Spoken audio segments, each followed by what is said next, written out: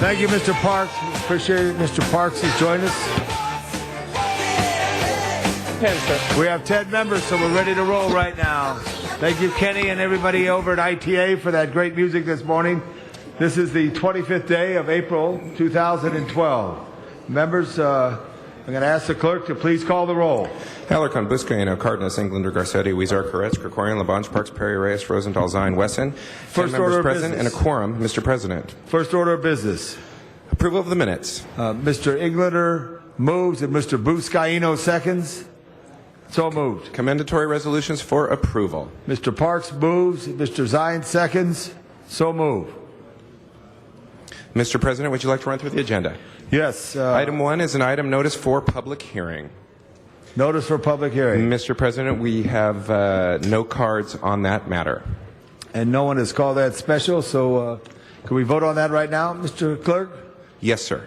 So let's open the roll on item 1. Close the roll. Tabulate the vote. 10 ayes. And, Mr. President, for clarification, the ordinance will go over 1 week unless reconsidered at a later point this meeting when 12 members are present. Thank you very much. Very good, Mr. Clerk. Next item. Items 2 through 8 are items for which public hearings have been held. All right, 2 through 8. Public hearings have been held. I know. Public hearing has been held 2 through 8. Members, do we have any specials? Number 2, Mr. Parks called for number 2 special. Okay. Any other specials 2 through 8? No other specials. Mr. Clerk, are we prepared to vote? Yes, sir, we are. Okay, so other than 2, which we called special, let's open the roll, close the roll, tabulate the vote. 10 ayes. Okay, next item. Mr. President, items 9 through 16 are items for which public hearings have not been held. 10 votes are required for consideration. Let's open the roll on consideration, close the roll, tabulate the vote. Just on that one item, for consideration. So we want to call number 14 special. We want to welcome Ms. Perry.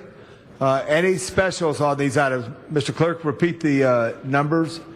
Mr. President, we have received cards on items 13, 15, and 16. That's 13, 15, 16. And item 14 has been called special for Councilmember Cardenas. Got it. And so do we have any other members want to call anything else special? Mr. Clerk, can we vote on those that are not special? Absolutely. Okay, so seeing that, let's open the roll on the balance of the items. Close the roll. Tabulate the vote. 11 ayes. 11 ayes. Next item. Mr. President, item 17 is an item scheduled for closed session. Would you like to hold it on the desk? Hold it on the desk. Thanks. Great. Next item. I see. We're ready? Continue to. Yeah, Mr. Krikorian on 17. Continue to for 1 week. We'll leave it on the desk right now. Let's call on the great councilman of the 14th District, the pride of Salesian High, the one and only Jose Huizar.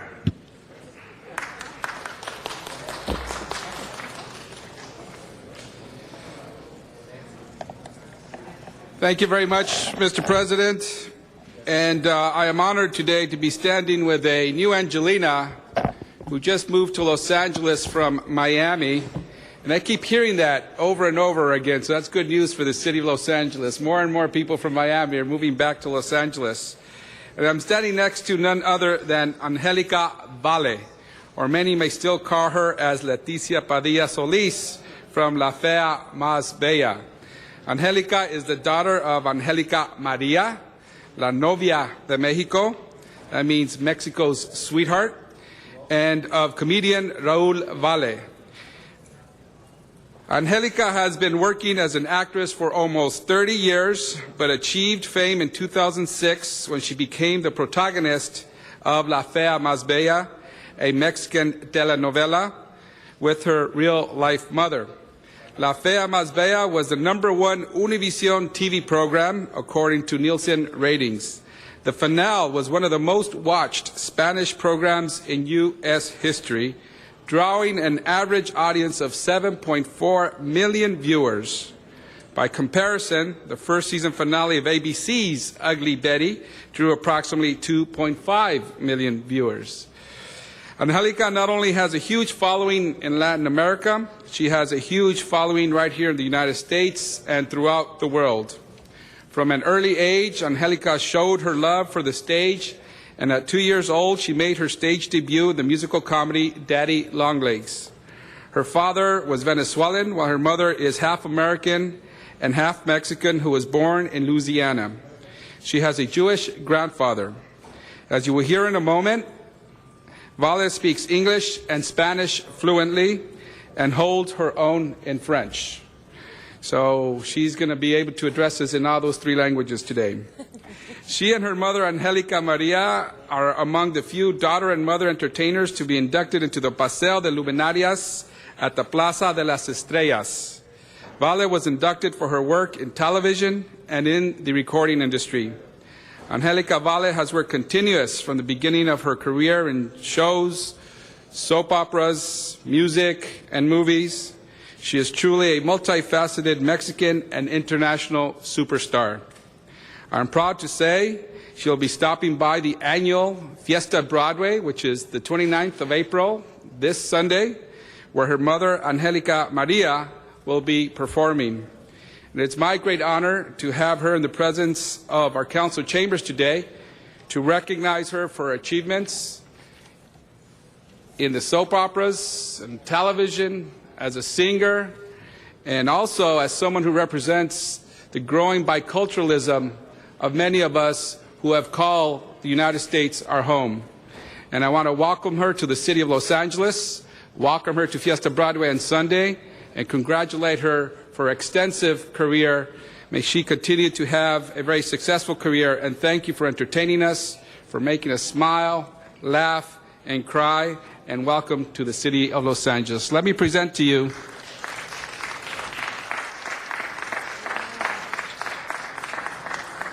a resolution from the city of Los Angeles, signed by all the council members, our mayor, congratulating you and welcoming you to the city of Los Angeles once again. Thank you so much. Angelica, congratulations. Let's give her a better applause. She's come all the way here. Thank you.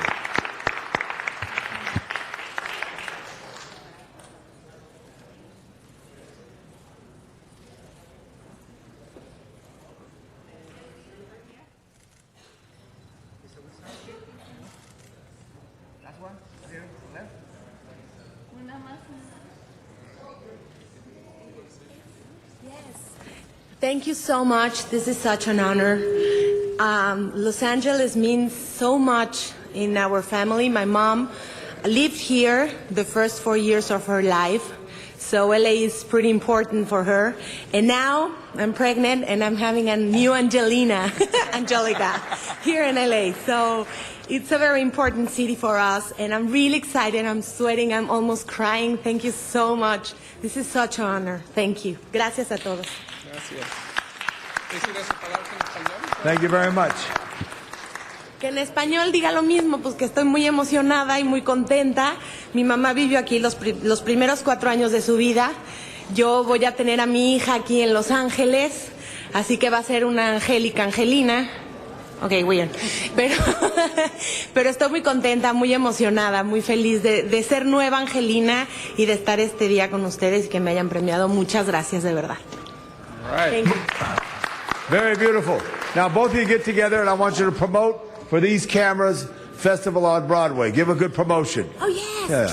true. En español. Mi mamá va a estar mi mamá no vino porque va a estar el próximo domingo actuando en LA Fiesta Broadway, así que no se lo pueden perder, vayan por favor, es una fiesta hermosa para todos los hispanos y pues ahí la van a reconocer a ella. Yo me adelanté unos días por aquello del bebé, no puedo andar en mucho relajo, como decimos en México, pero nos vemos en LA Fiesta Broadway, ahí estará mi mamá con ustedes y yo ya me llevo a casa mi reconocimiento muy orgullosa. Gracias. Thank you, Mr. President. And again, Fiesta Broadway is this Sunday, April 29th. It is the largest outdoor festival celebrating Cinco de Mayo, one of the largest celebrations of Mexican culture, pride here in the United States. It is on Broadway in downtown Los Angeles from 12 to 6. All are welcome. We're going to have great music, great artists, and also we're going to have a celebration of Mexican culture here in downtown Los Angeles. Thank you very much, Mr. President. Thank you very much, Helena. Thank you very much. Wonderful job. Okay, Mr. Clerk, next item is before us. Mr. President, would you like to go to general public comment at this time? Yes, Sergeant, hand me the public comment cards.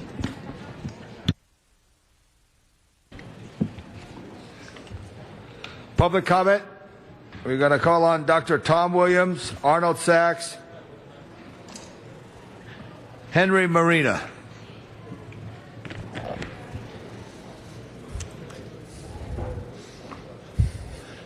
Run the clock. Here we go. Come on, we're ready to go. Dr. Tom Williams, LA 32 Neighborhood Council. We in East LA know how Mr. Antonovich feels regarding Measure R. We also recognize what happens with the San Fernando Valley and Measure R. By the way, we have one project in El Sereno called the 710. It's been there for 50 years. We've successfully delayed, changed, improved, maybe even will accept one of these days, but we know what gang rape is all about. We know how he feels. What you reap, you will sow. He was a strong supporter of Measure R and still is for his high desert corridor, which must be fed by the SR 710 North Extension. Without the North Extension, it won't work in the high desert, much like the California high-speed rail. However, the real issue for the city of Los Angeles is that the sole representative for the SR 710 Technical Advisory Committee and the MTA overall Technical Advisory Committee is Mr. Ken Hustings of the LA DOT.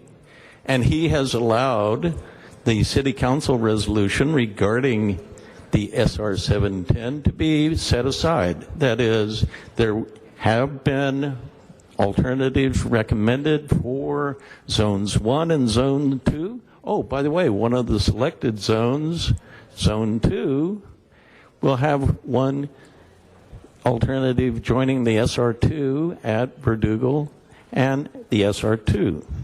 So what's happening in LADOT? They have no commission, really, that we can appeal to, so we have to appeal to the City Council of Los Angeles to support their own unanimous resolution. Thank you. Mr. Sachs, thank you very much. Mr. Sachs, hold for just a moment. I want to recognize Mr. Krikorian. Thank you. Thank you very much, Mr. President. I just wanted to take a moment to announce that we are joined today by a very special group. The third grade from Campbell Hall School is here. I'd like them to take a moment to stand up and be recognized by the LA City Council. Thank you for joining us today. Mr. Krikorian, thank you. Campbell Hall is a great school. Mr. Cardenas. Yeah, Mr. President, will these kids be able to see themselves on TV on Channel 35 tonight when it replays? That they will. Maybe if they stand up again and wave again, they'll get another chance for that.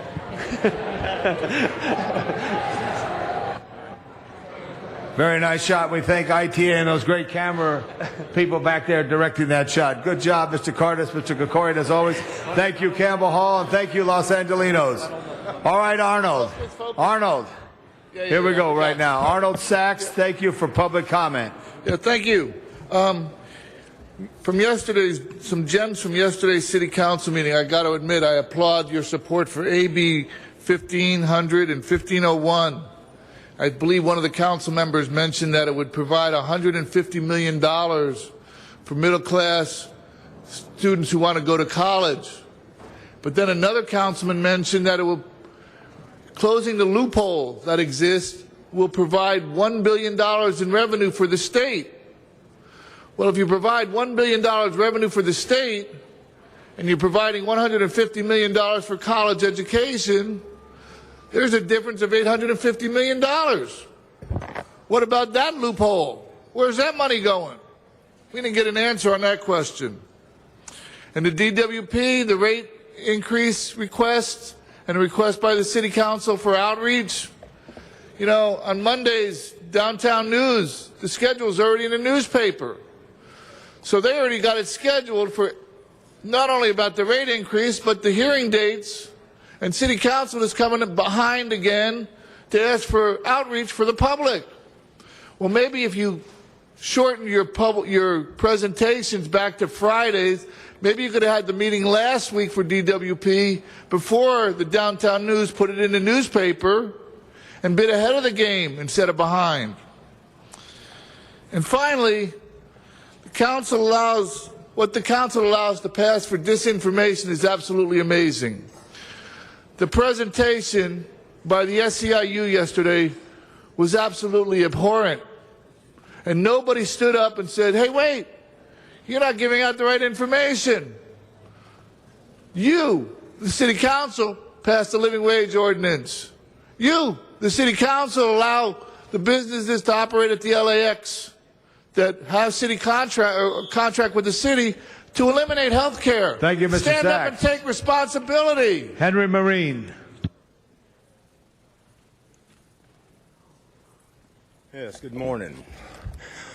Last week I was informed by GSD management personnel that a member of this council filed a complaint with GSD alleging that the figures and facts that I provided in this John Ferrero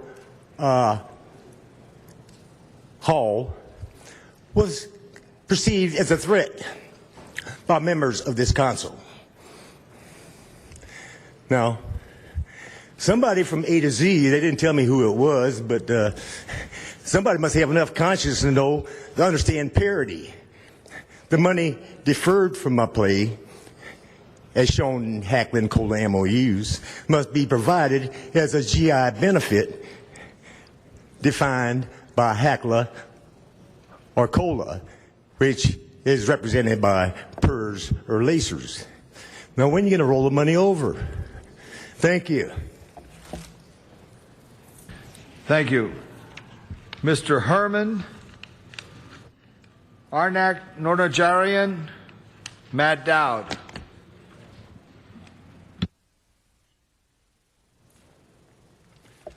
Good morning, respectable City Council members. Good morning, fellow Angelinos. My name is Armenak Nujian, and I'm a liberal Democrat and human rights advocate.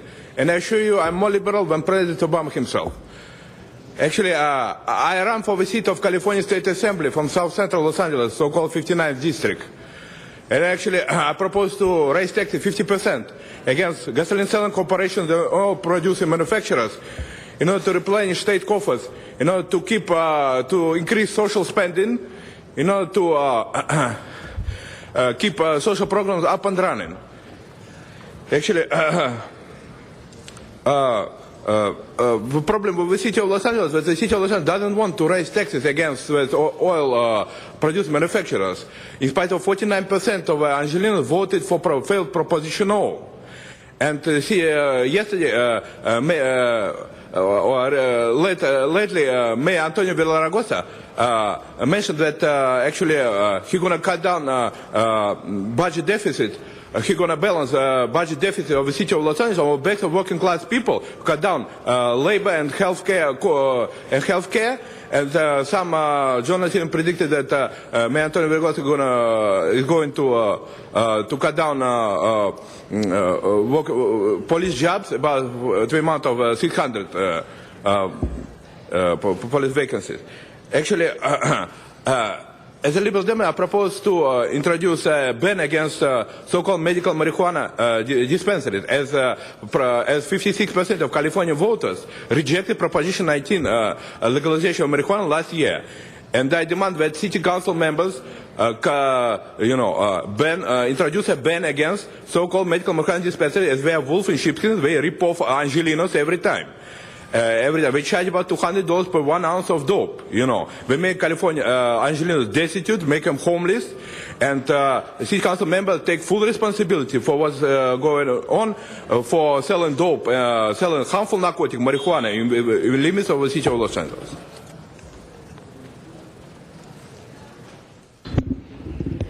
Thank you.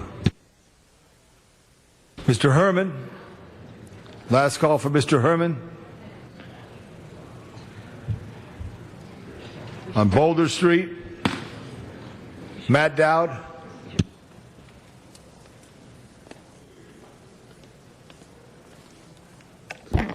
All right, turn off the cameras. Channel 35. I want to have some free speech in the United States, so turn off the mic if you want. Here's your 30-second warning to get out.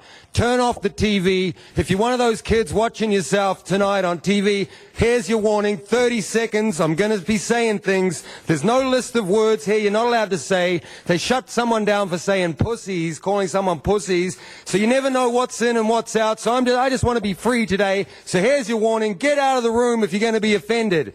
Now here's the problem. They're doing depositions now on all these performers from Venice Beach. Here they are. My attorney's in there at $700 an hour. You've hired attorneys in there for $300 an hour. That's $1,000. Then they got a court reporter and another paralegal. Thank you. So it's $1,200 an hour to do depositions for 10 performers now. The attorney's $5,000 just today. So it's major harassment. And for what it is, it's going to cost.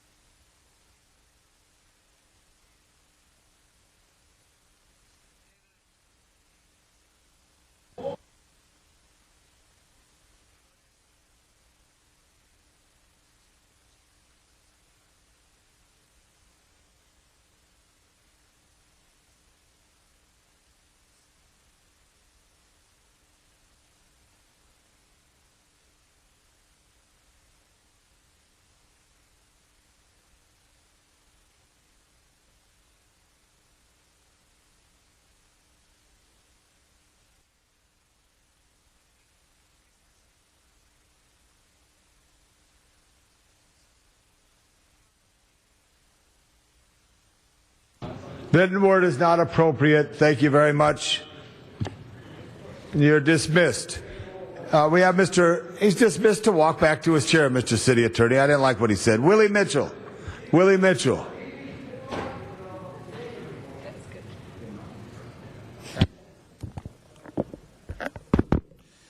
Good morning, Council. Can you hear me? And members of the council chambers, that's what makes America great in one respect, free speech. Mr. Mitchell. Can you hear me? Can anyone hear me? Okay, fantastic. My name is Willie Mitchell. Dr. Mitchell, a lot of people call me Dr. Mitchell. I'm the executive director of the ASD Digital Media Academy, and we were hired by the executive director of the LAUSD Redistricting Commission to videotape and document the LAUSD Redistricting Commission meetings. And I believe that when we got started, they really kind of put the horse before the cart. What it boils down to is that we were denied the invoices that we submitted for the work that was done, some 90 hours of video, and we were denied the payment for the invoices. And I'd like to know, who do we talk to about that? My office is located in the 7th District, which it doesn't seem like anybody's paying me any attention. Is anybody, you can hear me? Okay, I'm just looking around, and I know you got business to take care of, but the young people who are in our program who did the work, who stayed up all night, who stayed late and had their parents come to pick them up to assist with the work, are now being denied the payment that we submitted invoices for. That's an issue. It would be great if someone could help us kind of maneuver our way through this without raising a big funk about it. But it is $25,000. The invoices were submitted were about $56,000. And they've decided to only pay us for 2/3 of the work. That's a lot of equipment for some young people trying to develop a place to work. If you could help me, call me 310-408-4328. Thank you very much, Mr. Zine. Who hired you? Mr. Doug Wentz. Who does he work for? He is the executive director of the LAUSD Redistricting Commission. Okay, and that is a city entity or a school district entity? Apparently, it's the city entity because when he wrote me the letter back, he told me that after extensive review, a consultation between the city council office, the city attorney's office, and the office of the city clerk, based on your current invoices, we can only release $30,000 for the work completed, which includes $25,000 for 10 sessions you videotaped. What we're going to do is, Mr. Zion, I'm going to ask you, your staff, go to the rope. Mr. Lamont, I want to see if it was a city issue or a school district issue. I will have my representative, representative get the information, and we'll get back to you and see what can be done. Absolutely. Okay. How do I contact this person? Thank you. Barbara Martinez. Oh, perfect. Thank you. Thank you. Good afternoon again, Councilman. I'm here for public comment, right? I want to let you know about the situation that's going on in our school, Roosevelt High School, once again. I really wanted for you guys to take it into consideration about what's going on. I'm here to address Mr. Jose Huizar. I've talked to him in the past. We want to make sure that the plan that we have right at this moment in the school be terminated because he hasn't been working. Our children are dropping out. The API scores are low. They claim that it's better for us, but I don't see any better happening in our school. I'm really concerned about the education of our youth at our community. So at this moment, I would like to ask Mr. Huizar to look into this really good because we don't want the mayor's plan no more. We don't want the partnership of Los Angeles schools in our school, and that's why I came here to support what these other parents are saying, that it's all about power and money. And I think they're trying to privatize our schools, and we can't have that. We have a lot of children that are special education that are not getting the education that they deserve. So I'm here, representing our school, Roosevelt High School, and representing our parents from Roosevelt and students. So please, take this into consideration. I'm letting Mr. Jose Huizar know that, if they don't support us, we do vote. And then when voting comes along, we're not going to vote for these people that are not supporting our community. Thank you very much. Thank you very much. That completes the public comment card. Thank you very much. What's your name, sir? Yeah, you were not in the room when your name was called, but please speak now. Thank you. Fellow council members, we the people, you constituents, have the opportunity and responsibility to make a difference. You've heard about what's happening at Roosevelt. You have a choice. It is time for all of us to raise our collective voice, and demand that the local leaders fund our priorities, save our schools from LAUSD and this waning economy. Stop the madness. Stop the madness. We can no longer gamble on our future, relying on so many issues that remain underfunded. And therefore, the decisions we make are even more critical, business-orientated. This is why we come to City Hall, and this is the reason why I've noticed many constituents frustrated because we have conversations going on and no one listens to public comment. And public comment is recorded and is part of the record of what we, the constituents in Los Angeles and the Golden State of California, want. What is best in our interests, not what's good for the city, but what's good for all of us. All us Angelinos want to inquire the same equality of justice, integrity. Please. It is time to work to reduce and ultimately eliminate wasteful expenditures, such as what's going on with the mural ordinance. That's still on my mind, and I really wish all of you take into consideration the damage, the recourse of the action that's happening when you allow illegal activity of murals. Good morning, sir. That threatens our every community, depriving them of precious resources such as what's happening at Roosevelt, what's happening in our local community, and more so in the minority areas. So take good ear and listen to our concerns. Thank you. To Van Nuys, Rick Nightingale, public comment. Yes, thank you. I'll tell you this thing. I don't understand why on the news they're bringing up the Rodney King riot and that stuff.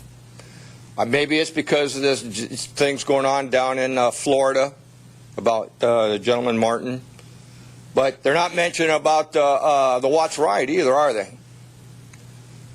I just don't know why they're churning this butter, that it's an anniversary.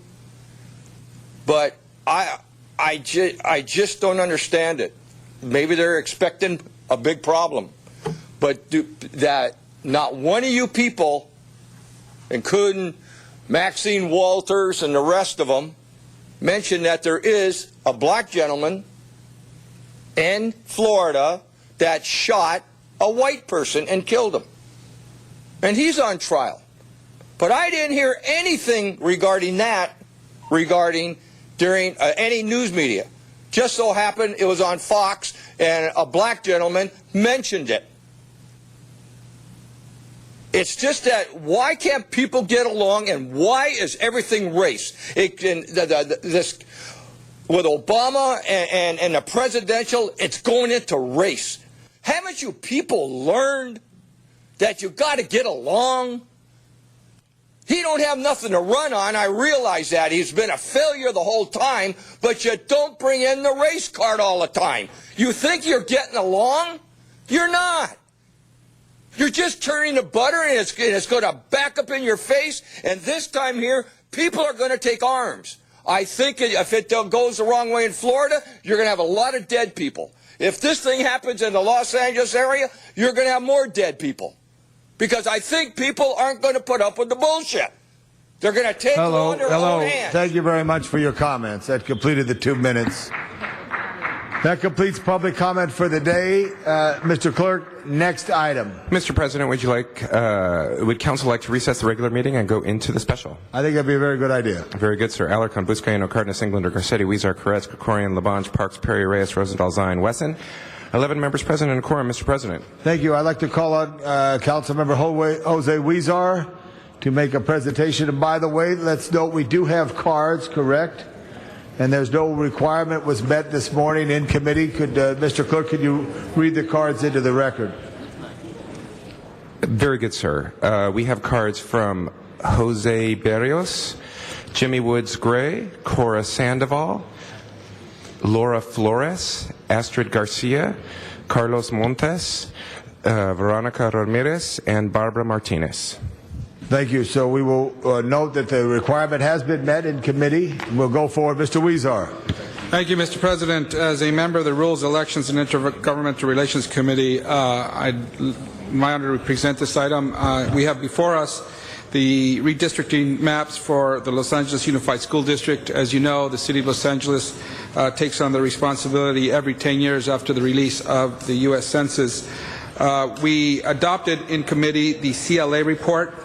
We had an option as to whether to adopt 4A or 4B. We noted and filed 4B as noticed in your CLA report. So what's before us today is the CLA report, and 4A, as I mentioned, 4B was noted and filed.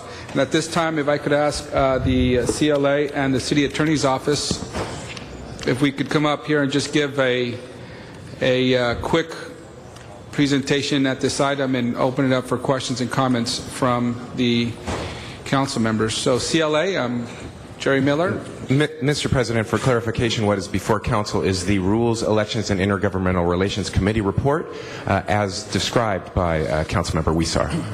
Thank you, Mr. Clerk. Good morning. What the Rules Committee did this morning was adopt 6 recommendations ratifying the findings, noting and file the transcripts. I think the key ones were some changes that we received, proposed changes to the map, and those are recommendations 3 and 4A is the action that the committee took. Number 3 is a reinstatement of existing boundaries between districts 3 and 4. That was standalone. 4A was a proposal by Mr. Wesson. It addressed several things: the Marshall High School issue. It addressed issues of the 32nd Street and Ted Alexander schools. It also addressed some concerns with the proposed map from the Commission on the makeup of the border of the 5th District. So in essence, that's what's before you today. Thank you very much. We have one speaker on the queue. Mr. Bernard Parks, you're on the queue to speak.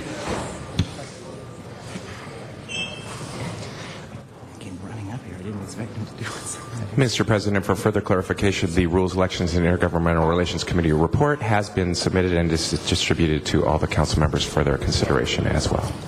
Thank you, Mr. Clerk. Mr. Parks. Thank you. Colleagues, I'm just going to stand for a moment and express my concern as to the committee report and the process. A young man that is from the 8th District but also represented the 11th District through this process as a commissioner wrote a minority report, and the thing that disturbs me most on the minority report is that this commission was working hand in hand to develop what they thought were maps that was vetted by the community, and depending on whose assessment it is, somewhere in the neighborhood of 60 to 65% of those who came to meetings basically supported the map.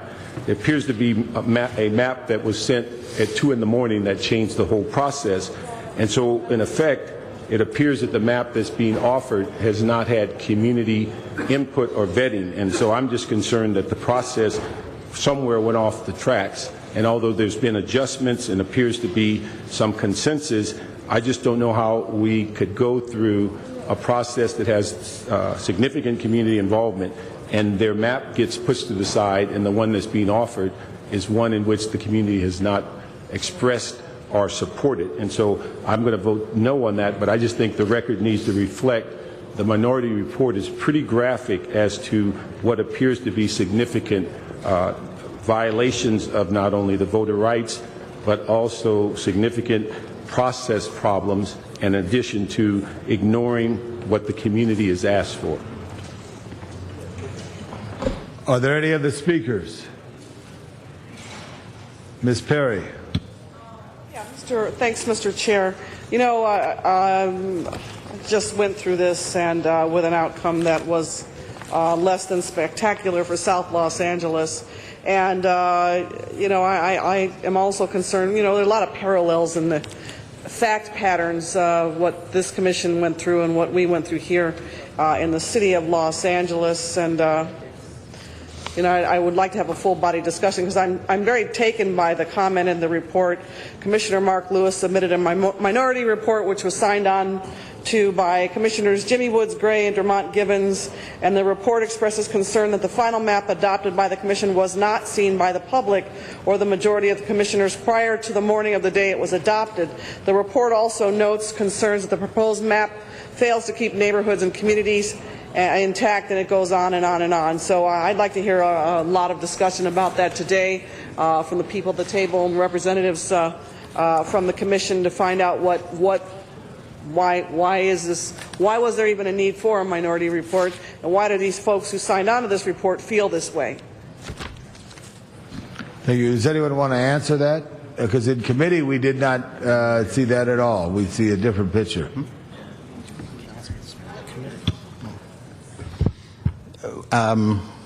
In terms of the report, I mean, what we want to do in the report is accurately summarize or reflect what the minority report said.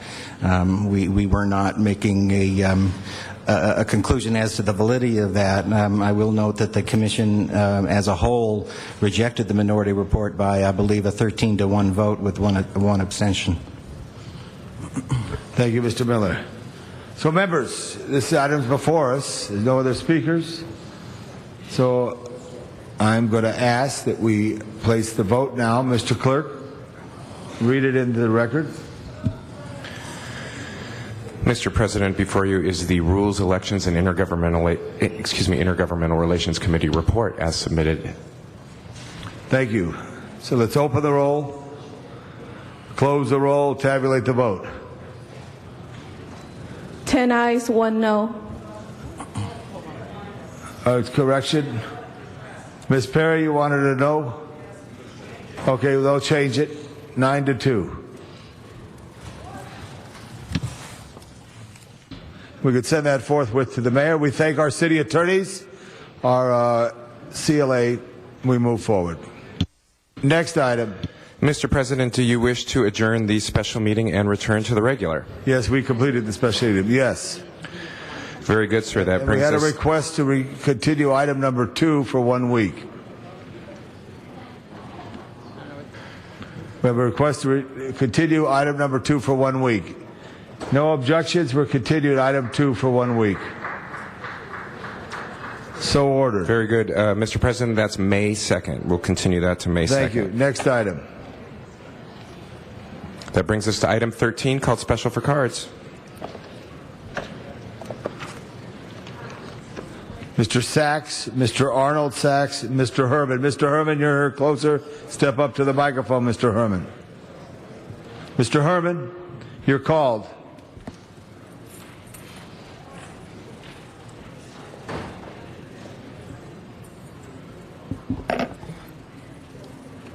Council members, are we still dealing with the issue with the CRA-LA? We're talking about housing, community, and economic development.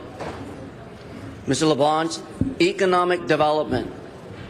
And so, You didn't want me to thank the city attorney? relative to these guidelines and such an implementation for an economic opportunity fund, how is it that we can fund the CRA-LA when they've are now under investigation by the FBI? Shouldn't the resources to this funding cease until the total compliance of the investigation is over?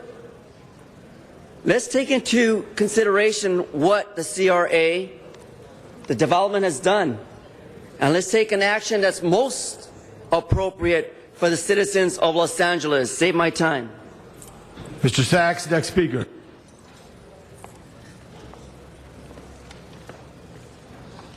Yes, thank you. Good afternoon. Good morning, Arnold Sachs. It would be great to really clarify what's going on. I mean, I just got done listening to somebody give a report, mention that the information that they got in the committee meeting was different from the information given on the council floor, yet public comment isn't allowed. New information is presented. What are the rules, Mr. City Attorney, regarding information in committee meetings and information on the county council floor? If it's different, why isn't public comment allowed to be heard? I know. Back to sleep. That being said, it's been almost a year, a little over a year, that the governor announced that he wanted to eliminate redevelopment agencies. And at the time, the leader of the city of Los Angeles, if you want to use that word and use that, Mayor Villaraigosa mentioned if they eliminate CRA, the city will be at over $900 million. Last year, in August or October of last year, the council took action on rolling over CRA funding to approximately have a balance of over $600 million. They just took action a couple days ago regarding $44 million in CRA funding. That's quite a range of numbers, $44 million to $900 million. There's supposed to be 16 members on the city council.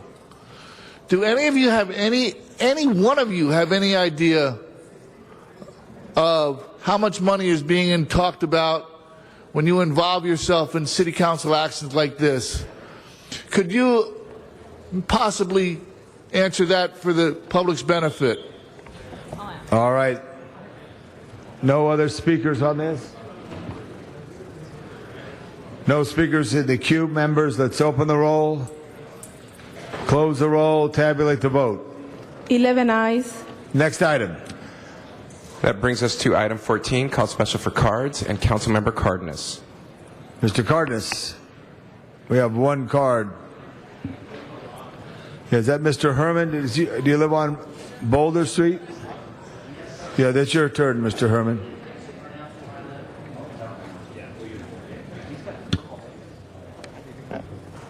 Excuse me. Communication from the Community Development Department, CDD, for performance of excellence by the California Council for Excellence. What is the recommendation? Note, recommendation for the CDD by the California Council for Excellence in the Silver Level Eureka Award for performance. But what about the community development? Right, Mr. Alarcon?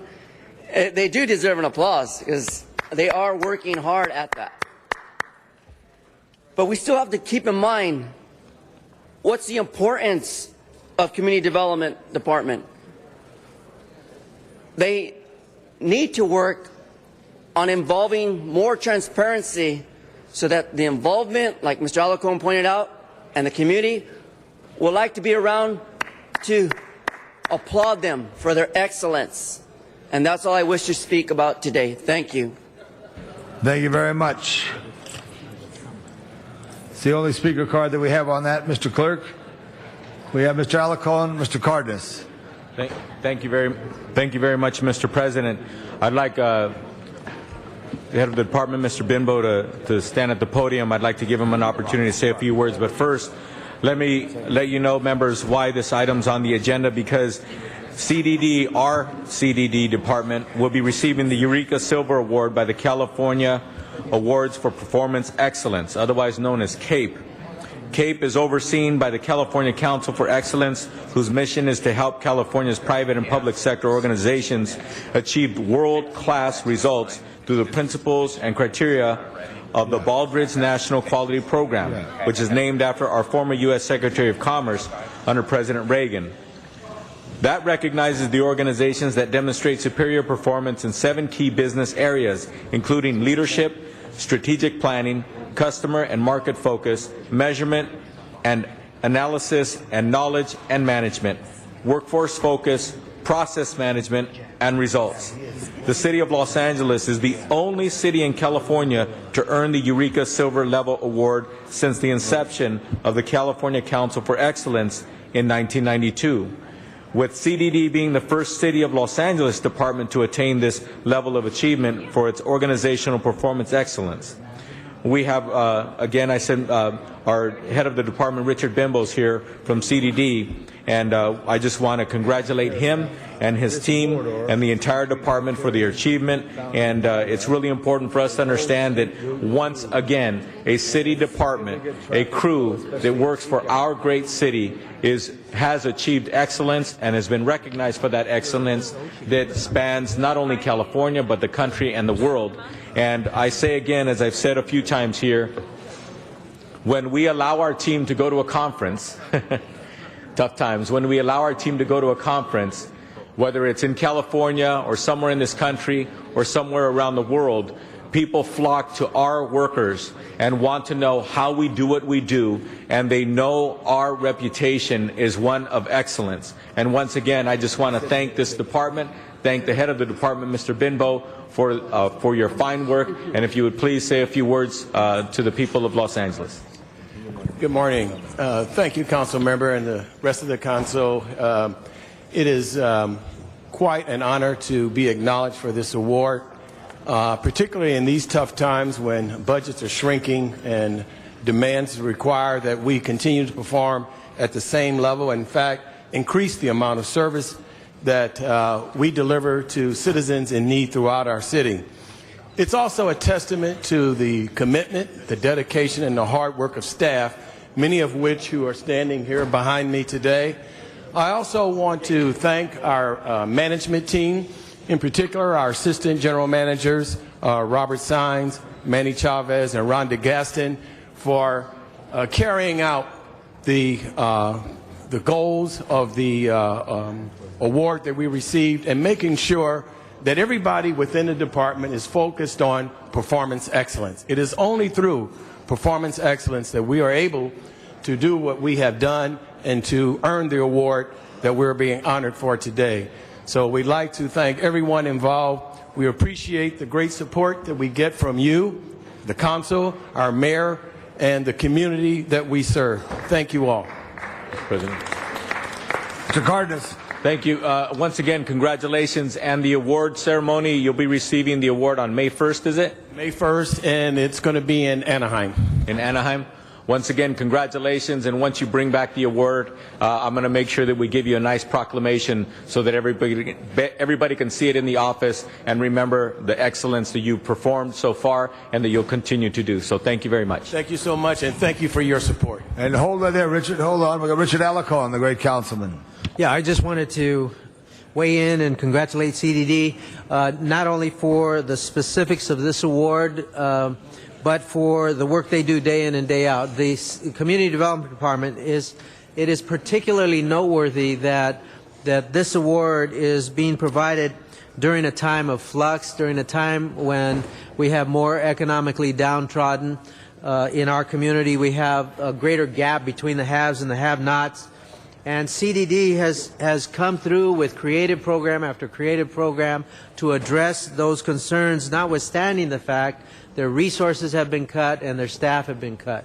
And so I just had to stand up and say thank you for the work you do. Particularly, I want to thank you for the work that you've done on One eApp to collapse all the services, whether it be county, city, that benefit the people of poverty in our communities, to try and get them on one system so they can file one application through the web and determine whether or not they're eligible for other programs in the system. We have a long way to go, but I want to thank you for championing that.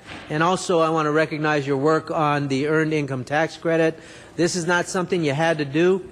It's something that you desired to do because you understood that it is part and parcel of the solution to the kinds of problems you're trying to solve with the other money that you get. To the extent that the people in Los Angeles are applying for their Earned Income Tax Credit, we can generate an additional $1 billion into our economy if they all would apply.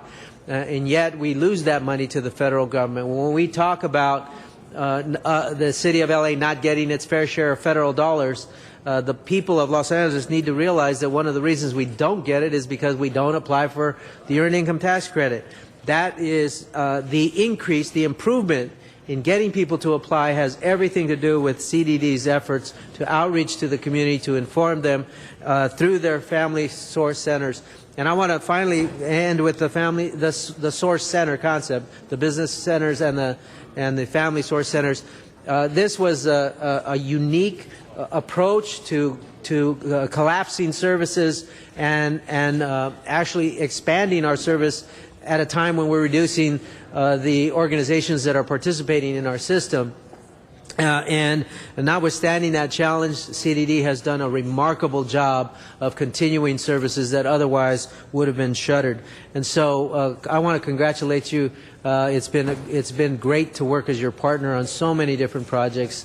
And I know that more than anything else, whatever this award honors you in terms of the technical merit of what you received, it doesn't go far enough to recognize your heart, because I believe that the staff at CDD has some of the biggest hearts in the city system. Thank you so much. Thank you, Mr. Alacon. Congratulations, WorkSource, all the work you do. Let's give him another hand right now. Good work there, CDD. Before we go to this item and vote on it, Mr. Clerk, are we ready to vote? Yes, sir, we are. Let's open the roll, close the roll, tabulate the vote. 11 ayes. Very good, 11 ayes. And I wanted to, before I introduce Mr. Garcetti, introduce the great Professor Henry Eli from Los Angeles City College and his class, African American Studies. Will all the Cubs stand up? Give the City College a big hand. Thank you for being here. And make sure you take time, Professor Eli, to take him to the top to Tom Bradley Tower and show him this great City Hall and tell him the story of Milt Davis, your former colleague. Thank you, Cubs. Go Cubs. Now at this time I'd like to introduce Eric Garcetti for a very important presentation. Mr. Garcetti. Actually, I'd like to think about it. This is item 15. Mr. Garcetti is going to make presentation for. Mr. President, we do have cards on items 15. On item 15. Good. We'll take the cards. Okay, we're going to take the cards right now. Out there to Van Nuys, Rick Nightingale. You ready, Rick? Rick Nightingale? Rick? No, Rick. Note and file. Rick is not there. And also, I'd like to call on Mr. Herman, please, for comment right now. Dr. Williams for comment right now. And Armak Nananjadanian for comment right now, please. Good morning. Dr. Tom Williams, LA 32 Neighborhood Council, also a strong supporter of our also Peace Against Violence.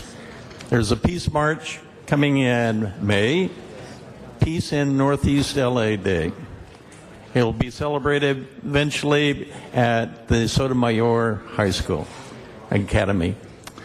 So we are strong supporters of trying to get more peace and less violence in our city. And it's been an uphill battle for over 5 years, but it's starting to work. The avenues are no longer as a problem as it was 5 years ago. Maybe it's because of peace in Northeast LA and peace throughout the city. Thank you. Thank you very much. Mr. Herman?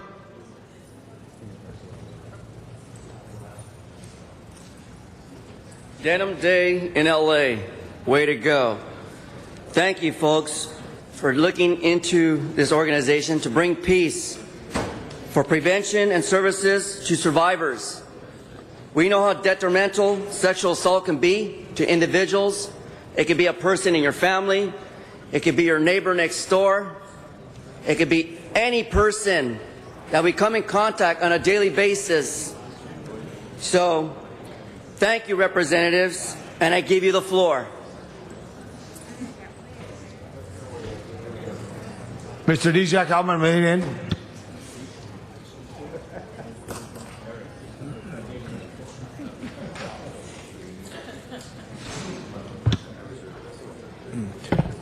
Good morning, respectable City Council members. Good morning, fellow Angelinos. Actually, I endorse it, item number 15. It actually, but actually invites representatives from Peace Over Violence to the City Council members and well, actually, also encourages was members of Peace Over Violence movement to discuss transgender issues in sexual assault and prevention and services for survivors.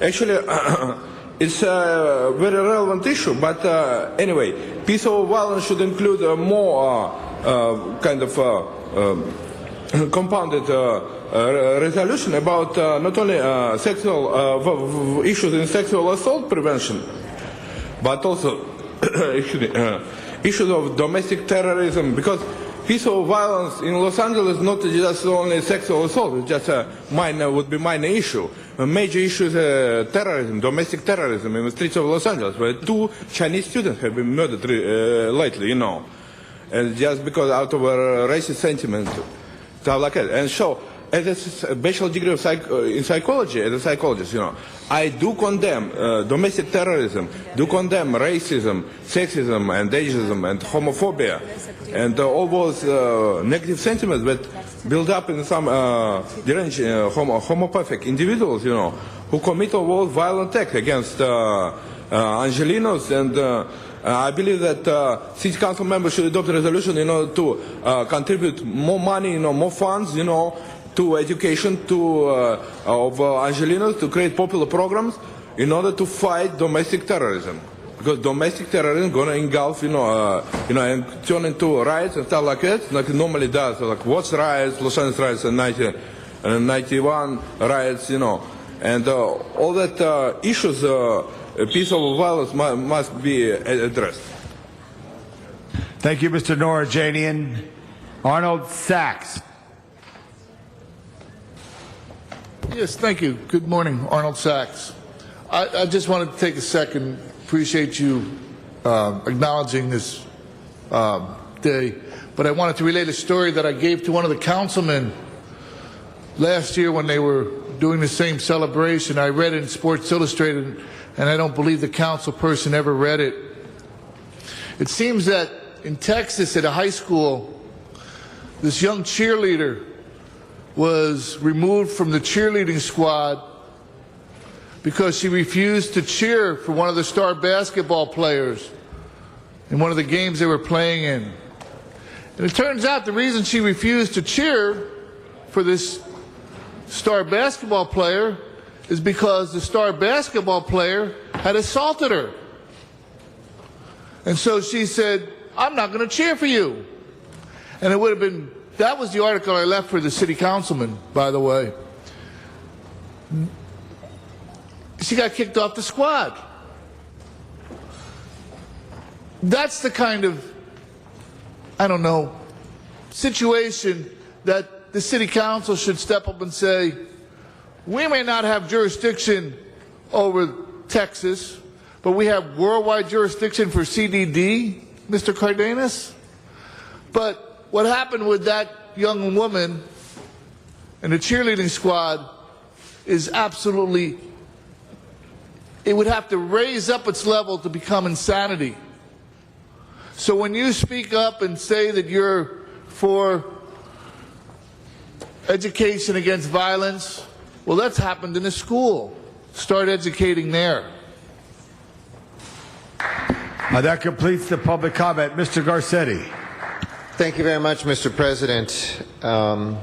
2002, I got a phone call when I was here in council chambers, somebody watching on Channel 35, very angry constituent who called in and said, I cannot believe that my city council member is wearing jeans to city council. And my receptionist at the time, because we all had commemorated a Denim Day and well knew what its origins were, began to engage and talk to a constituent about a Denim Day, a tradition now not only just in Los Angeles but around the world to raise awareness about sexual violence in our communities and in our world. And by the end, the person said, thank you, I apologize, he can wear jeans every day if he would like to continue raising awareness. And as people look around this horseshoe and see us wearing denim and the city employees that are here, we're still trying to figure out a way to get our sergeants at arms into a good pair of jeans while still making their uniform regulations. We are a city that is radiating out forth from Los Angeles, a mission to end sexual violence. And I want to thank Peace Over Violence, who is here today, alongside with them Los Angeles Child Guidance Clinic and the Brotherhood Crusade, who are commemorating in these council chambers what we do each year to mark Denim Day and to raise awareness about sexual violence in our midst, to stop violence against women and children, men as well, in our city and our nation as a whole. And I especially want to thank Peace Over Violence Executive Director Patty Giggins, who has just been the light in this world. There was a press conference earlier today at Peace Over Violence with the mayor, with the chief of police, and we love and appreciate their involvement in this as well. But your incredible commitment and leadership has made this something for which all of us look forward to each year. It may seem like casual day in council today, but it is by no means a casual issue that we are bringing up. Every 2 minutes, someone in America is sexually assaulted. Every 2 minutes. In the time that I began to speak, somebody was sexually assaulted. Approximately 1 in 6 American women has been the victim of an attempted or completed rape. And these numbers are shocking, but we get desensitized when they're statistics, when they're not stories. And each one of us know those stories. Each one of us knows the stories of sisters and children, of mothers, of colleagues, of neighbors, of co-workers, of fellow students who have gone through the most horrifying experiences of their life. And we owe it to each and every one of them to speak out and to say no, that enough is enough. As a city, we also owe it to victims of sexual assault to ensure that perpetrators are brought to justice. Proud to have fought with this council to fought for funding to eliminate LAPD's backlog of DNA kits to make sure that evidence is able to be presented to convict those criminals who prey upon our population. And we've been facing tough budget times, but there can be no higher priority than solving these vicious crimes, taking sexual predators off the street and bringing some sense of justice to the victims, the survivors, and their families. And today, on Denim Day, we say this kind of backlog never will be allowed to be built up again in this city. And even though we celebrate, on one hand, the lowest crime rate since the 1950s in this city, on this Denim Day, police are cautioning women to walk in pairs until the so-called teardrop rapist is caught. I was proud to join with Mr. Parks to second Ms. Perry's motion today to never let up the fight, to offer a reward for the capture of this terrorist of women And I want to make sure that we are utilizing every tool, like the familiar type of DNA testing that caught the the Grim Sleeper rapist that Mr. Parks so powerfully championed. These are brazen attacks, and the rapist who is pulling women and girls into yards and alleys right off the street, sometimes at gunpoint, he's attacked girls as young as 14. And imagine the impact this has on a teen girl. These crimes aren't about a single incident. They leave lifelong scars, and we have got to get this guy. He's been linked to cases going back to at least the mid-1990s, with 20 incidents alone from 1999 to 2003. He's been described as a Latino with brown eyes and hair, 5'5" to 5'9", about 150 pounds. Witnesses in past cases described him as being 30 to 40 years old. In those earlier incidents, he wore a dark hooded sweatshirt, green bandana, and black baseball cap or dark-colored beanie to cover his head. And many have described him as having one or more teardrop-shaped tattoos below his eyes. So let's catch this guy, and I want to take this moment. If you have any information, and with this reward, and I know Ms. Perry and Mr. Parks will speak to it as well, please call LAPD at 1-877-LAPD 24/7. But we are here today also to educate, to inform, and to warn. There may be plenty of attempts to rationalize, but the bottom line is there is never an invitation to rape. There's no excuse for rape. We say this to survivors and to offenders. We want women to come forward. We want survivors to come forward to get help, to know it is never their fault, and we want offenders to know that they are committing a crime and they will face consequences. Each year we have a new theme around Denim Day, and we'll hear shortly about Peace Over Violence's theme this year, the call for leadership, and also the program that they're launching, Engaging Men. I became politicized on this issue like many males do. The first time I went as a college freshman to a Take Back the Night march, and realized that so many of the fellow students that were around me had been the victims of horrible crimes. And I organized a men's discussion group on sexism and gender that every single year went and set up a table to make sure that men were coming to listen to those stories, that it wasn't just women, and that we were taking action in the time in between, not only to stop violence against women, but also to learn many men who had been victims of sexual violence as well. So in hopes of a safer world, the City of Los Angeles declares today, and when we think about how many cities and countries are doing this around the world, it's staggering each year to see the growth. But we declare this to be Denim Day and designate April 2012 Sexual Assault Awareness Month. I'll be handing this over to our colleagues over here, but I'd like to turn the discussion over to Patty Giggins to tell us about the campaign and to thank her. Let's give her a round of applause for the work that she does. Thank you so much for hosting the 13th annual Denim Day here in City Council chambers, and millions of people are wearing jeans today. And this Denim Day is the most extraordinary ever. It's the social networking is really helping us. We're using it to really spread this word, and the point of Denim Day is to protest the harmful attitudes that still persist around sexual violence and to support survivors. In our 13th year, Denim Day was organized here in Los Angeles. We are the flagship city of all the Denim Days. This year there's Denim Day New York City, there's Denim Days in Turkey, Mexico, Chile, and I just heard this morning that there are 2 groups doing Denim Day in Afghanistan. So this is continuing to build, and it's a really important educational moment that we hope goes beyond one day. The Denim Day movement is spreading. It's spreading like a virus, or I should really say it's like an antivirus. We're able to shine the light on the issues of sexual violence, who it happens to.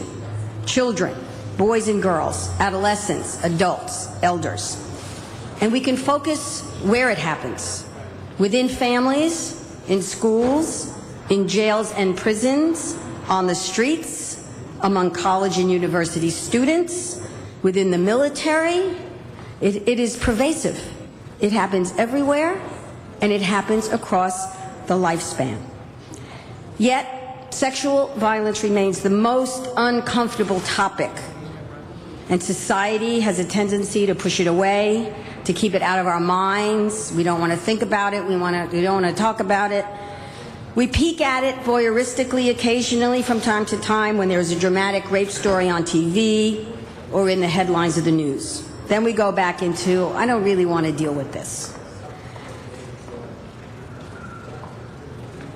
Why denim? Why denim? We educate today and throughout the year in the work that we do at Peace Over Violence and all of the other rape crisis agencies to enlighten, to engage, and to push the national conversation. Why denim? Because depending on the study, 1 in 3 women have reported they were assaulted during their lifetime, or 1 in 4 women, or 1 in 5 women, or 1 in 6 women. The numbers still are extraordinary. And more men are disclosing what happened to them as children, as boys. And 1 in 6 men are reporting that they were assaulted as children. Yet they are forced into silence because the culture does not allow for the disclosure and the talking about it. Without being able to disclose and talk about the trauma, healing cannot happen. So our goal, of course, is to eliminate rape and sexual violence. But in the meantime, we need to create a society and cultures where victims, survivors can come forward and seek justice and to heal. And without someone to tell your story to, there will be no healing. We want to create a culture of enlightened witnesses, people who are open and willing to not only hear a survivor's story, but who will really take the survivor's story in and take it seriously and believe them and let the survivor know that they matter. And to do that, we need engaged leadership. And to do that, we need more men to become involved in standing up against violence against women and children and men. And I'm so pleased that I live in the city of Los Angeles, where we are a model of more and more men in our leadership, and our mayor and our police chief and our city council members and our board of supervisors who do take this issue seriously.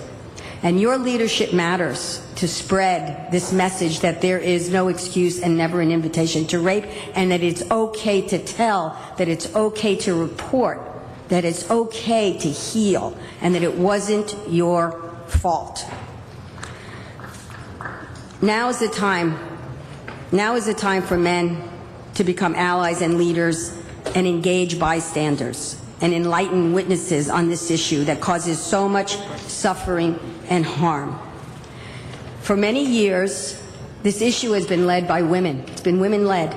And I know you've seen me here every year. I'm one of those women, you know. And I'm so pleased today to be here with 2 allies, 2 friends, 2 colleagues who are stepping up and are representing this enlightened witness, engaged man, engaged bystander. We need a call for leadership. The message this year in our No Excuses campaign is there is no excuse to ignore rape. And it is a call for leadership. The cultural climate within many institutions of power reflects a deep failure of leadership at all levels to acknowledge and adequately respond to the crimes of sexual abuse and rape. Religious institutions, corporations, schools, law enforcement, university, and including the U.S. military have all been the focus of media and popular inquiry in their cover-up of reported rapes and abuse and their negligence to respond to the needs of the victims, the men, the women, the boys, the girls who have experienced sexual abuse. We are all members of institutions, including the institution of the family. We're members of groups, we're part of organizations, and we are all responsible for holding our institutions and each other accountable. We must seek the courage to step up as individuals and be leaders who advocate for institutional and societal change and support survivors. And right now in Congress, the Violence Against Women Act, which is one of the most important public policy laws that we've ever had in terms of women, that was signed in 1994. It was that was introduced by Vice President Biden when he was then the senator. It is not only languishing in Congress right now, this week, it is in jeopardy of not being passed. And we need leadership to support the passage of the Violence Against Women Act, and I want to encourage this body to get on the phone and call everybody that you know in Washington and say, let's get this passed. So this new excuse, there is no excuse, the new no excuse to ignore rape, it reminds us that it is never okay for institutions to ignore sexual assault. And as I said, it is a call to leadership.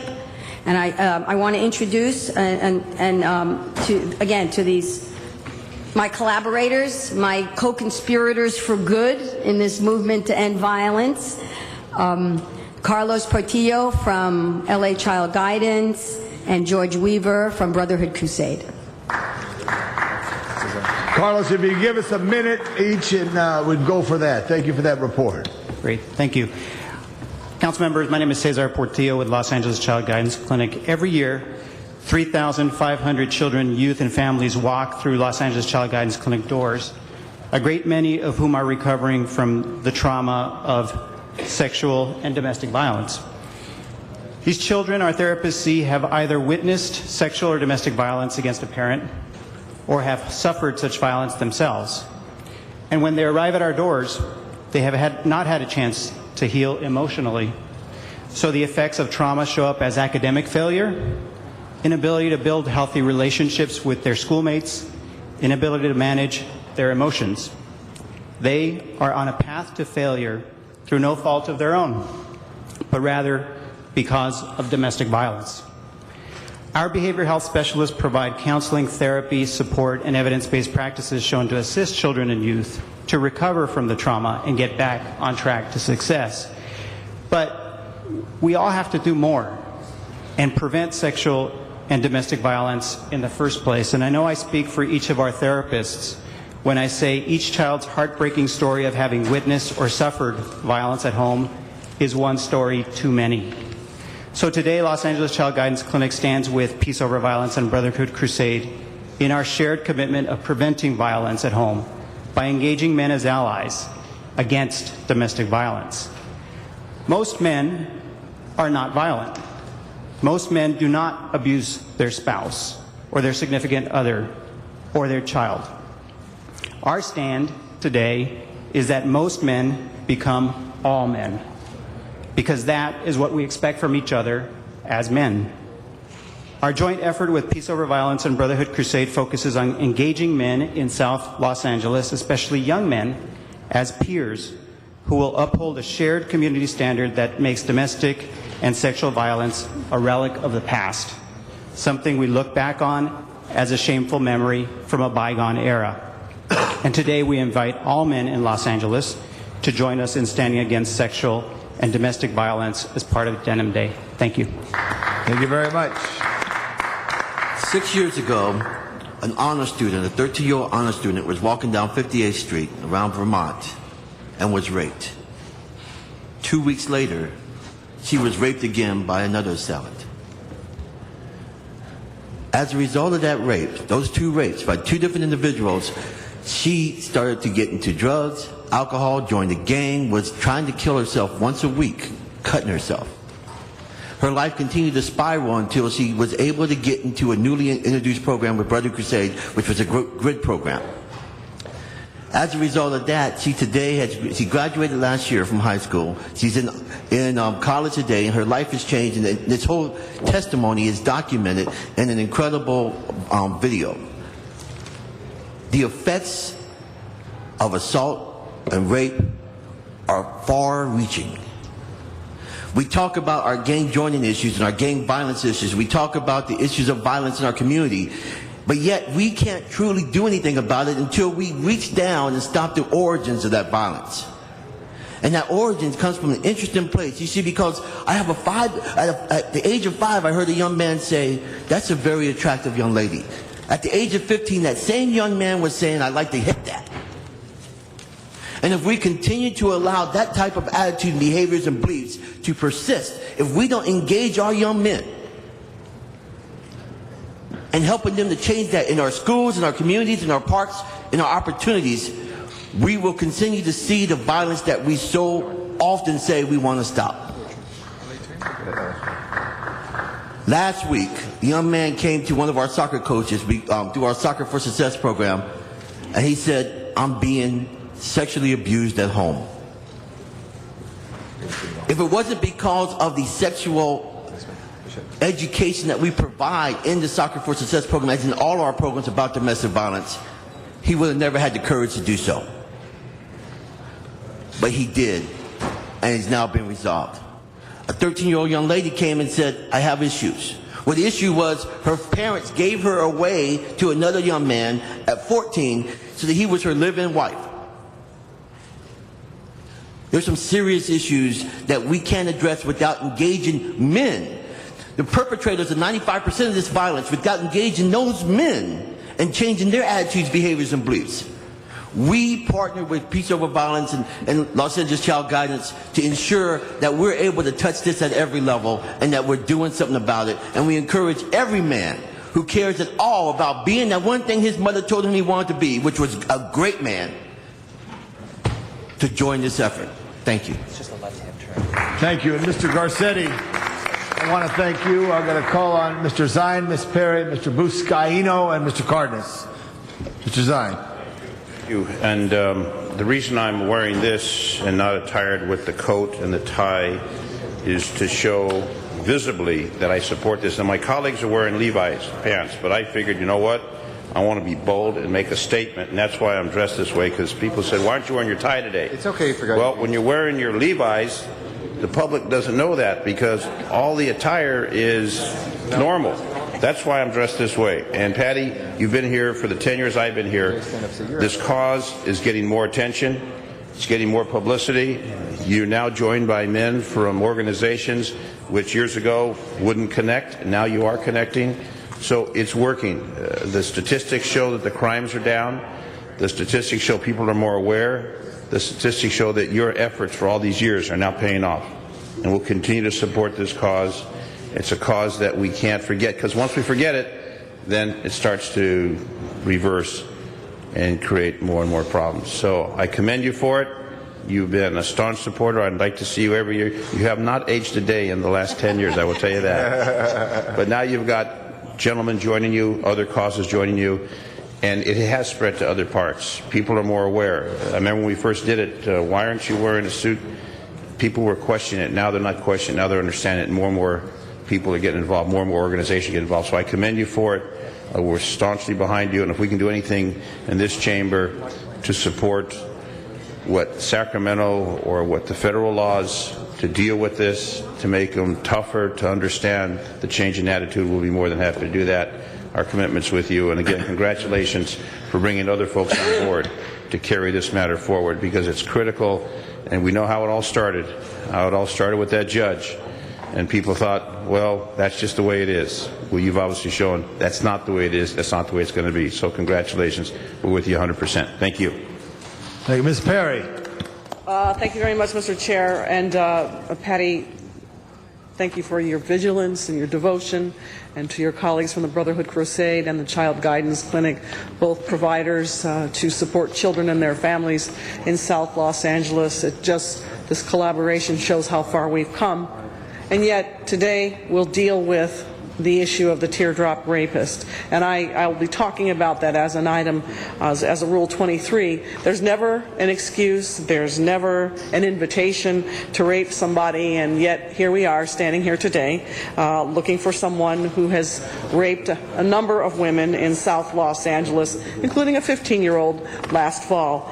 And so what it says is that we have a lot of work that we must continue to do, that we can't look away even for a minute, and that we can't be deterred even when somebody slips through the cracks, and that someone out there knows some information, and that we as a network, a group of allies, have to continue to grow so that we can throw a net over this entire city of relationships, our network of relationships, so that we can put a stop to this kind of hate behavior directed towards women in particular, and people too, and men. So I'm glad to see men on either side of you to show how much we've evolved, and we'll continue to work together.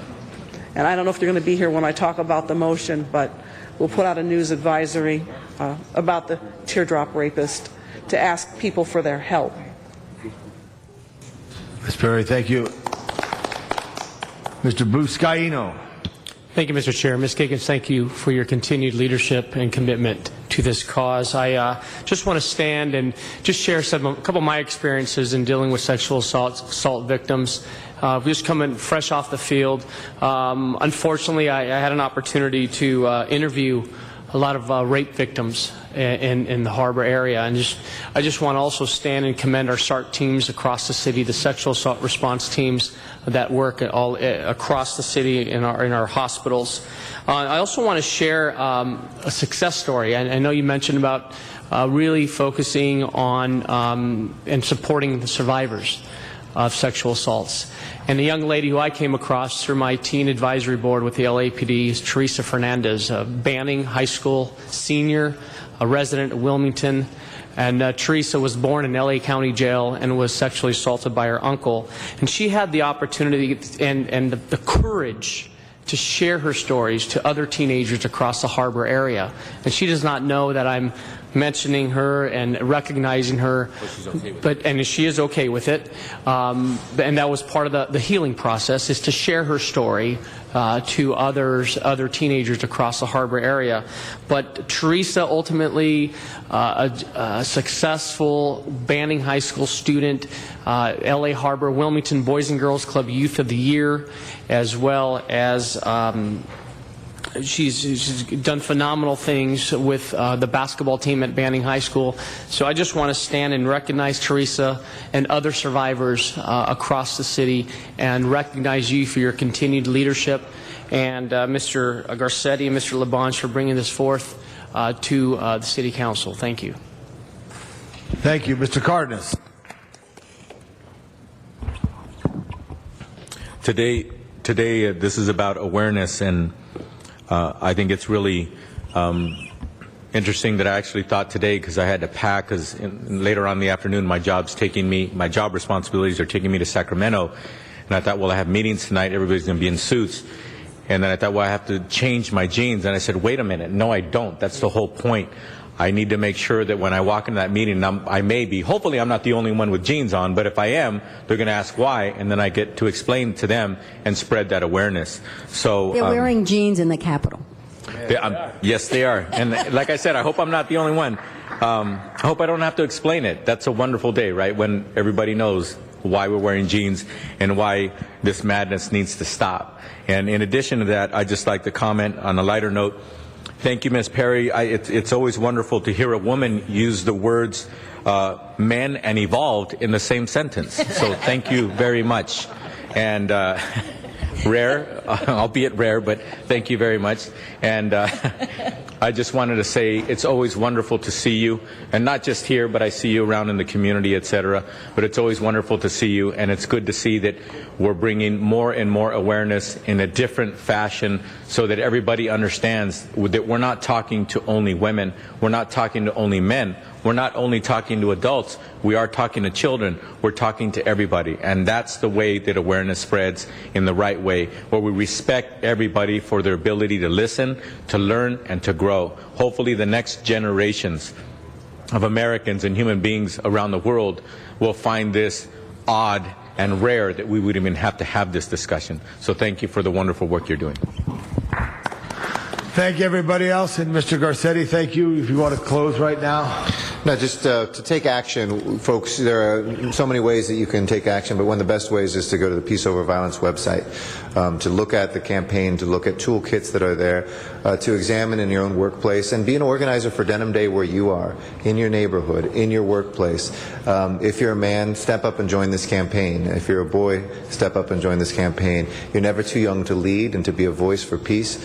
Peace Over Violence doesn't come because City Hall decrees it. It happens because every neighborhood and every block makes that happen. So I'll end by probably badly paraphrasing Eleanor Roosevelt when she was asked about human rights, and folks said to her, you know, human rights are things that happen in other places, and she said, after all, where does human rights begin? In distant places overseas? That no, in places so small that they are not found on any human map.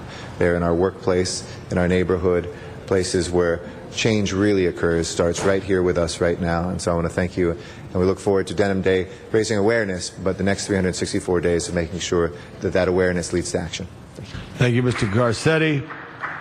Mr. Clerk, let's open the roll, close the roll, tabulate the vote. 10 ayes. So ordered. Thank you very much. Mr. President, that brings us to item 16, called special for cards. Okay, I'm going to call on Mr. Herman, Mr. Arnold Sachs. Mr. Herman, you have 1 minute.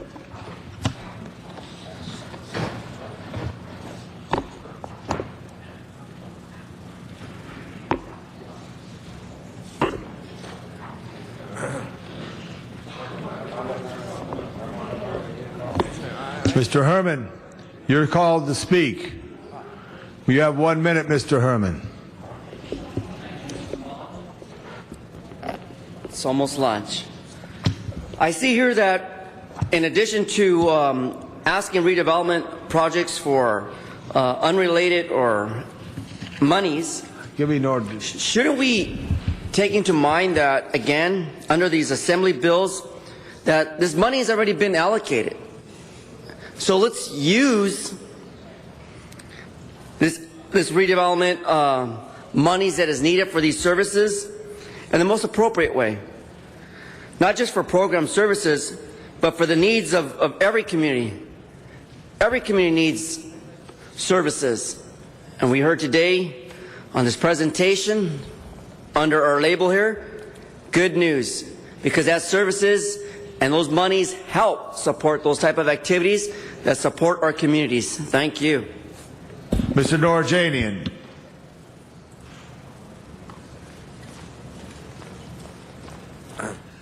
Good morning. Good morning, City Council members. Good morning, fellow engineers.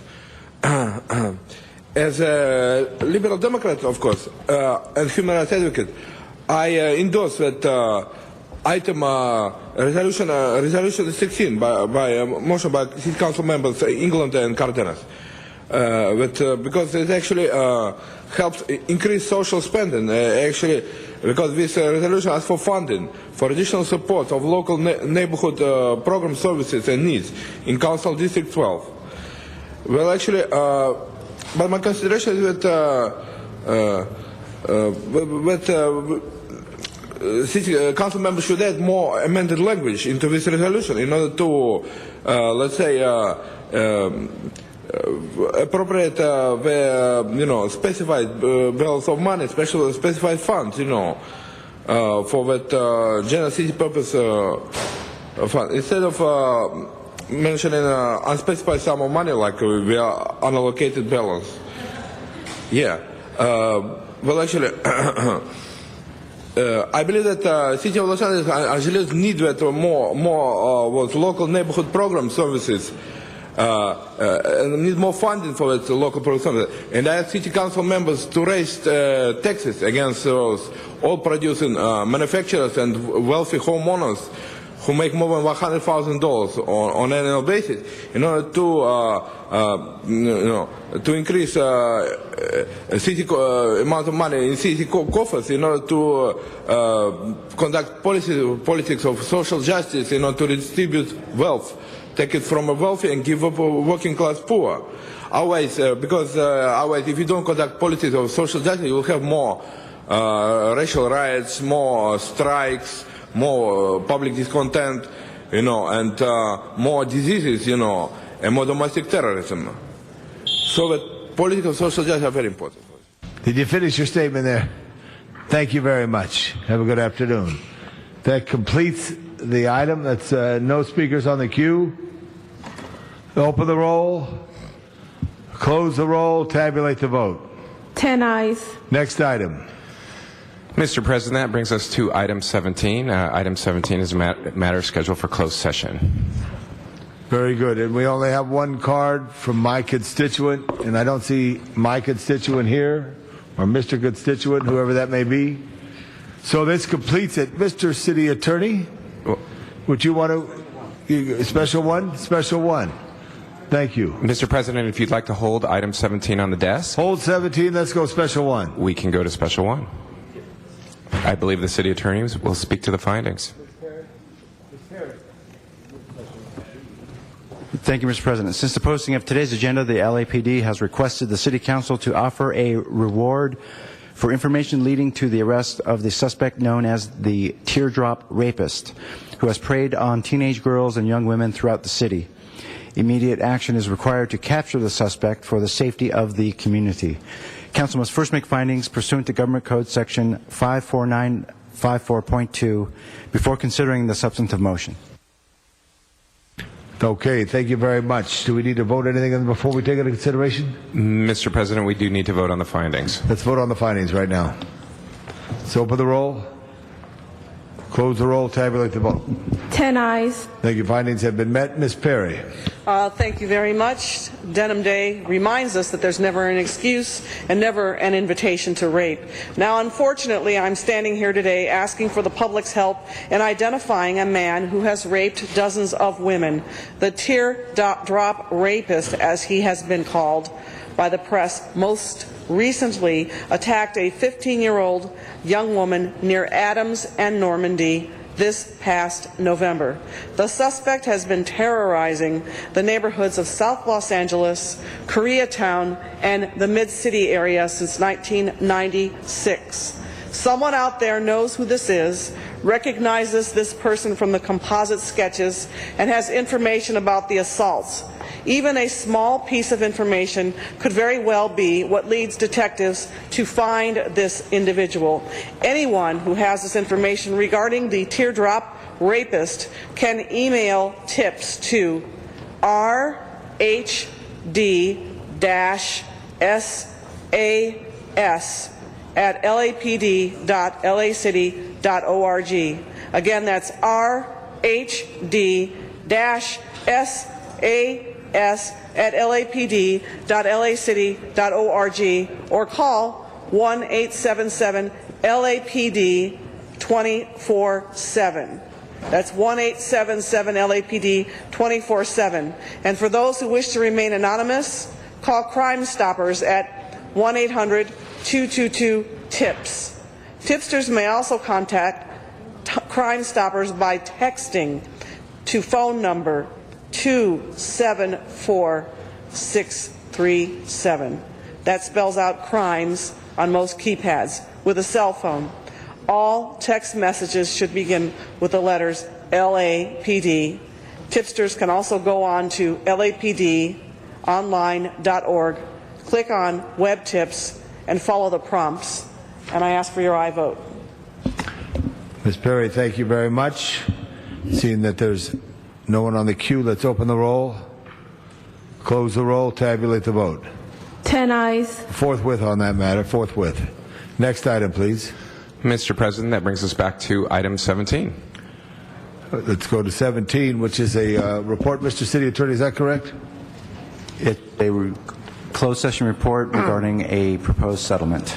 Great. And Mr. Krikorian, would you want to speak in public right now? I want to go into closed session. Go in closed session. Closed session. So, Mr. City Attorney, read on the record there the words. This council is going into closed session pursuant to Government Code Section 54956.9A to discuss the matter described on the agenda. Thank you very much. Sergeants, would you be so kind to thank everybody for being here? We're going to move to closed session. We have one staff member. Thank you very much.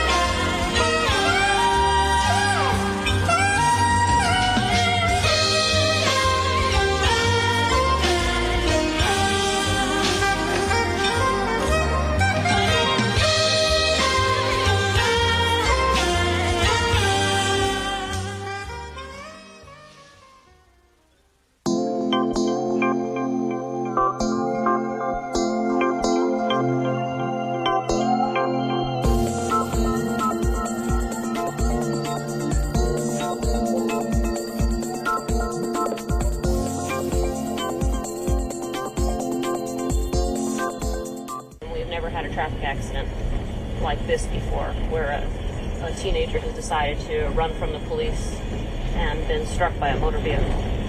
5859 KF 5060, watch 3. 5060.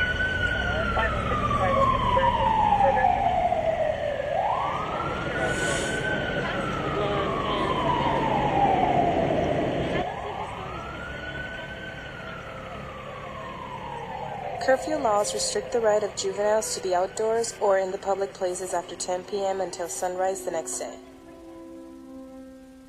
Such laws aim to establish a safer community and to better protect people from becoming victims of crimes or becoming involved in a crime. Most people don't agree with our curfew laws and would rather run the risk of being picked up by the police and ticketed for violation of curfew. However, they are more likely to run into the many real dangers that face us every time we go out at night. We found that kids out so late are normally caught up in violence, traffic accidents, and that's no good. Some of these kids still they're not aware of the law, and they're not educated on it. Drinking, drugs, sexual predators, and gang-related activities are only few of the dangers we face regardless of how young or old you are.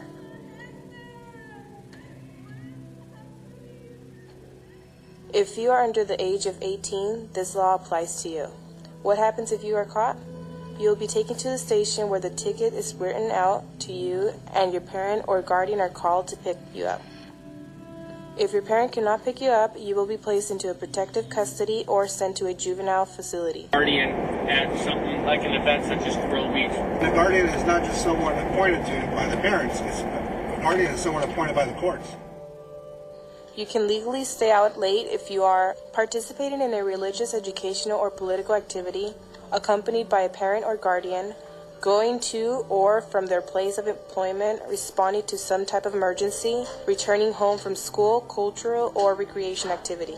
And that's our message, is not only enforcing the curfew violation, but also educating them that they need to stay home and stay safe. The curfew laws are not just here to protect us, they are here to protect the safety of everyone in our community.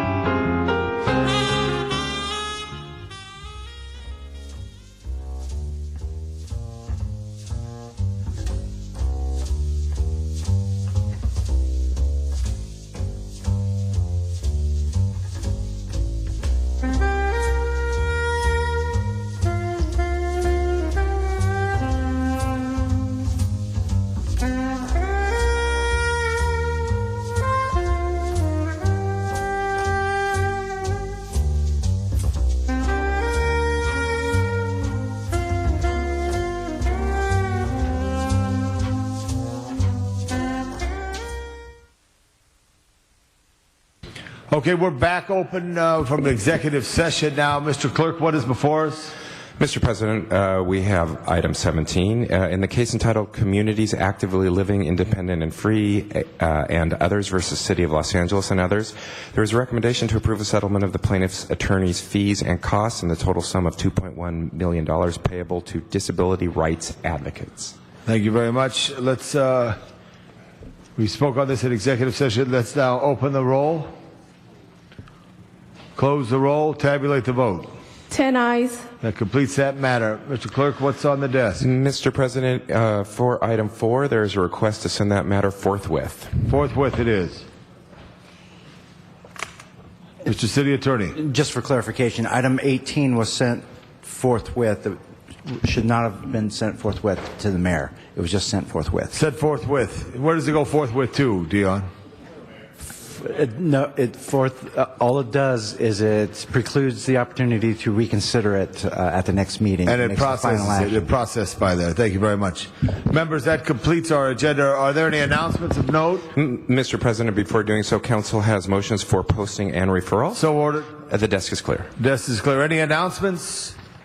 Mitch Englander. I just wanted to announce that today is also Administrative Assistance Day, and so I wanted to honor Cindy in my office and Miriam as well, be taking them to lunch, but to all those administrative assistants that are out there working so hard, God bless you.